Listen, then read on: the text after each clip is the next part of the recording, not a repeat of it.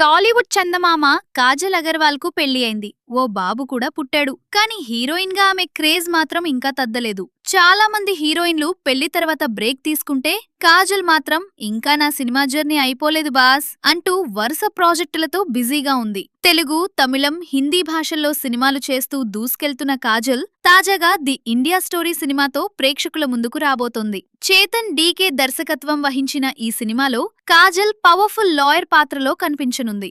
దేశంలో ఆహార కల్తీ, కాలుష్యం, రసాయనాల వాడకం వల్ల వచ్చే సమస్యలపై ఈ సినిమా కథ సాగనుంది. ఇక కాజల్ చేతిలో ఒక్క సినిమా కాదు, ఒక చిన్న ఇండస్ట్రీ అంతా సరిపడేంత లైనప్ ఉంది. హిందీ రామాయణంలో మండోదరిగా కనిపించబోతున్న కాజల్ బాలయ్య, గోపీచంద్, మలినేని కాంబోలో తెరకెక్కుతున్న సినిమాలోనూ హీరోయిన్ గా నటిస్తోంది. బాలకృష్ణతో ఆమెకు ఇది రెండో సినిమా. గతంలో భగవంత్ కేసరిలో వీరిద్దరి జోడీని ప్రేక్షకులు చూసిన విషయం తెలిసిందే.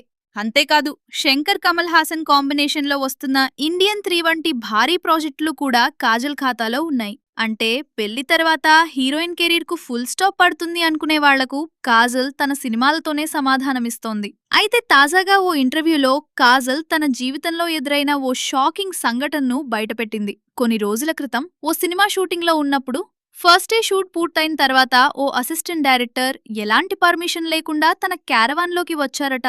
అంతేకాదు, తన షర్ట్ తీసేసి ఛాతీపై కాజల్ పేరుతో టాటూ వేయించుకున్నానని చూపించారట.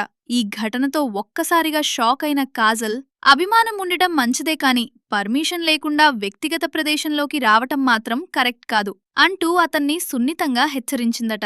ప్రస్తుతం కాజల్ అగర్వాల్ సినిమాలతోనే కాదు, తన స్ట్రాంగ్ కామెంట్స్తో కూడా వార్తల్లో నిలుస్తోంది.